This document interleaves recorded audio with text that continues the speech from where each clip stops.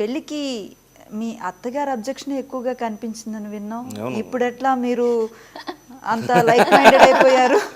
అంటే అప్పుడు నా గురించి తెలియలేదు, అందుకని కొంచెం స్టార్ట్ చేసుకున్నారు. ఇప్పుడు మీరు స్టార్టింగ్ లోనే చెప్పారు కదా కోపం గురించి, అలా మేము ఇద్దరం ఇంగ్లీష్ కారన్ మూవీ చేసినప్పుడు ఆ మూవీలో చూసి ఒక అభిప్రాయం ఫామ్ అయింది అమ్మకి. ఓకే, మీరు కంటిన్యూ చేయండి. ఏం లేదు, అంటే చెప్పినట్టే 2-3 సార్లు చెప్తాం, సరిగా వినకపోతే డెఫినెట్ నాకైతే కోపం వస్తే అరుస్తాను అంతే. ఒక్కొక్కరికి ఒక్కొక్క హైయెస్ట్, ఇప్పుడు తనకి వచ్చి అన్ని ఎమోషన్స్లో ఏడుపు ఎమోషన్ త్వరగా వచ్చేస్తుంది. నాకైతే ఫస్ట్ కోపం వస్తే నేను పెట్టుకోలేను, నేను 3 అనేస్తాను. అనటమో లేకపోతే ఫేస్లో చూపించడమో ఏదో ఒకటి జరుగుద్ది అక్కడ ఉండే పరిస్థితి ప్రకారం.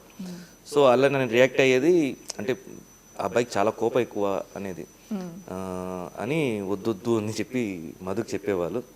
బట్ మధుకి తెలుసు నేను ఎందుకు కోప్పడతా, అంటే అప్పుడు ఎందుకు కోప్పడతాను అవన్నీ కాకుండా కూడా మేబీ ఆ లవ్లో అలా ఏదైనా యాక్సెప్ట్ చేసుకోవాలనిపిస్తుంది. I agree. పర్వాలేదు, మనం పెళ్లి చేసుకున్న తర్వాత మార్చుకోవచ్చు మనం అని ఒక థాట్ ఉండి కాన్ఫిడెన్స్ ఉంటుందా తర్వాత అది ఆ కాన్ఫిడెన్స్ తర్వాత వాళ్ళు మారు, మనం ఎవరో like any marriage to survive compulsory మనకి ఇప్పుడు నేను ఫర్ ఎగ్జాంపుల్ మా విషయంలోనే చెప్తాను.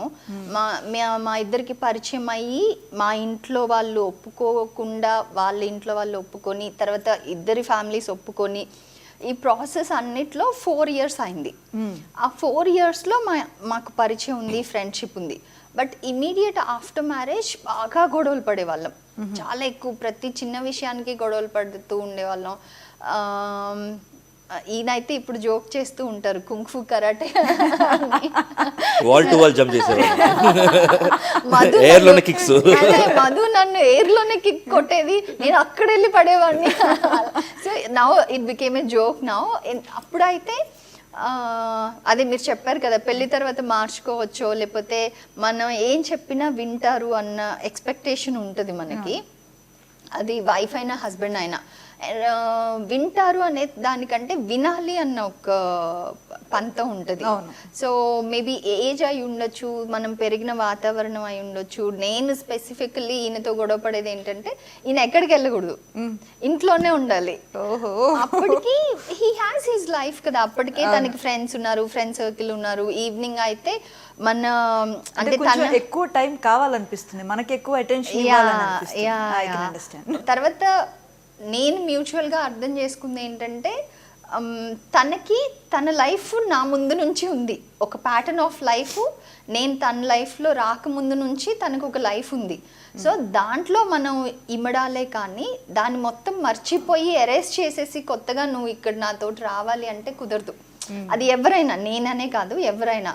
సో తన ముందు లైఫ్, తన ఫ్రెండ్ సర్కిల్, తన ప్రజెంట్ లైఫ్ స్టైల్ ఏది ఉందో దాన్ని మనం అర్థం చేసుకోవాలి. And he also understood that okay మధుకి రోజు వెళ్ళడం ఇష్టం లేదు. సో మేబీ నేను ఫ్రెండ్స్ గ్యాంగ్లో వీళ్ళలో జోక్ కూడా ఉంటుంది మెన్లో, యూజువల్లీ పెళ్ళైతే కనిపించరు వాళ్ళు ఆ గ్యాంగ్లో. సో అంటే యూజువల్లీ ఎవ్రీడే కలిసేదో లేకపోతే వీకెండ్స్ కలిసే వాళ్ళలో కొత్తగా పెళ్ళయిందంటే వాళ్ళు డిసపియర్ అయిపోతారు.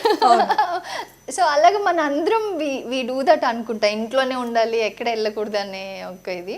But I understood that he also has to like తన ఫ్రెండ్స్ని నన్ను ఎక్కడన్నా తీసుకెళ్ళడం, పిల్లల్ని తీసుకెళ్ళడం ఎంత ఇష్టమో తన ఫ్రెండ్స్తో ఉండడం కూడా అంత ఇష్టం అనేది నేను అర్థం చేసుకున్నా. ఇప్పుడు ఆయన ఫ్రెండ్స్ గ్రూప్లో మీరు కూడా మ్యూచువల్ ఫ్రెండ్ అయిపోయా. అండ్ తను కూడా మధుకి కొంచెం టైం ఇవ్వాలి, so she's liking this way అని తను కొంచెం తనని అడ్జస్ట్ అయ్యారు, నేను కొంచెం అడ్జస్ట్ అయ్యాను. ఏదైనా ఇమ్మీడియట్ డిసిషన్స్ తీసుకోకూడదు, ఇట్ హ్యాస్ టు హీల్. ఆ హీలింగ్ ప్రాసెస్లో కొంచెం టైం పడుతుంది, వెయిట్ చేయాలంతే. హీల్ అవ్వాలని చెప్పేసి వెళ్ళి నువ్వు ఎలా ఉన్నావు అని చెప్పి ఊరికి తీసేసి రాకూడదు, వదిలేయాలి. మళ్ళీ 4 రోజులు అయింది నాకు ఎందుకు ఫోన్ చేయలేదు అని ఇవన్నీ ఉండకూడదు, మళ్ళీ టైం వెళ్ళగలిగితే అది హీల్ అవుతుంది. మనకి 2.5 years ఏంటది స్పాన్ ఆఫ్ ఈ issues, kung fu karate kind of. First white belt, తర్వాత ఎల్లో బెల్ట్, తర్వాత బ్లాక్ బెల్ట్ దాకా వెళ్ళిపోయాం. బ్లాక్ బెల్ట్ తర్వాత ఇంకా ఇంకా శాంతి ఒప్పందం ఏంటి జరిగింది. అంటే ఇద్దరు బ్లాక్ బెల్ట్లు కదా, దాని తర్వాత ఇద్దరు హామే చేసుకుంటారు తప్పితే మంచి జరగదు ఏది. సో దాని తర్వాత ఇంకా వి కైండ్ ఆఫ్ నాకు ఎండ్ ఆఫ్ ద డే ఏమనిపిస్తుంది అంటే, ఒక గొడవ పడ్డాం, ఒక 10 రోజులు దూరంగా ఉన్నాం, ఆ 10 రోజుల్లో మనకి ఆ పర్సన్ మీద ప్రేమే గుర్తొస్తుంది. ఆ గొడవ కానీ, ఆ గొడవ ఒక్కరోజు గుర్తొస్తుంది, 1 అవర్ గుర్తుంటుందేమో, తర్వాత 1 డే గుర్తుంటుందేమో, బట్ దాని తర్వాత అతని మీద లవ్వే గుర్తొస్తుంది, లేకపోతే ఆమె మీద ప్రేమే గుర్తొస్తుంది. So we should give that space. In case గొడవ వచ్చి మీరు అంటే మనం చాలా ఇంకా విషయాలు బెటర్ రిలేషన్షిప్ ముందుకెళ్ళాలంటే you have to heal it.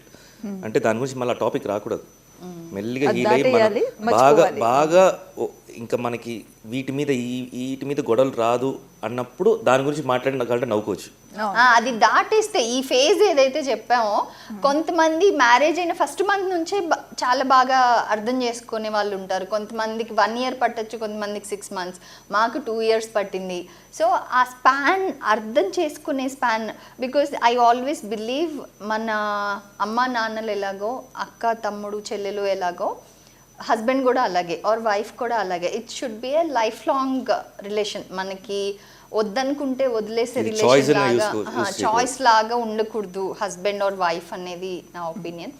So I feel ఆ స్పేస్ ఇచ్చేస్తే, ఇప్పుడు అమ్మతో గొడవ అయితే స్పేస్ ఇస్తామా, మళ్ళీ నార్మల్ అయిపోతాం. అట్లాగే హస్బెండ్ ఆర్ వైఫ్ కూడా గొడవ అయిందంటే మళ్ళీ how to get back, or మళ్ళీ వదిలేసి మళ్ళీ కలిసిపోయేలాగే ఉండాలి. కానీ స్పేస్ ఇస్తే డెఫినెట్గా ఆ పర్సన్ మీద ఉన్న ప్రేమకు వచ్చేస్తాం మనం.